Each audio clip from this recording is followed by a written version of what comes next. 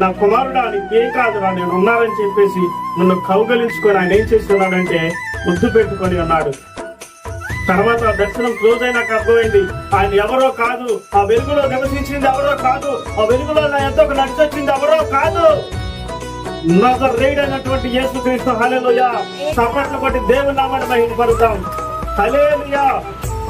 గొప్ప వెలుగులో నా యొద్దకు వచ్చి ఏమి కాదురా నాన్న, నేను ఉన్నానని ఎప్పుడైతే దేవుడు నాకు చెప్పి ఉన్నాడు, అప్పుడు మరలా నా హృదయంలో ఉన్నటువంటి వేదన అంతా కూడా ఏమైందంటే తొలగిపోయింది. అరే, నన్ను ప్రేమించే దేవుడు నాకు ఉన్నాడు, నన్ను ఆదరించే దేవుడు నాకు ఉన్నాడు, నన్ను నడిపించే దేవుడు నాకు ఉన్నాడు, నన్ను ప్రతి పరిస్థితులను చక్కపరిచి సకాలంలో తన నూతనమైన మార్గంలో నడిపించే దేవుడు నాకు ఉన్నాడు అన్నటువంటి ధైర్యం ఎప్పుడు కలిగిందంటే దేవుడి యొక్క దర్శనం నేను పొందుకున్నాక. హల్లెలూయా.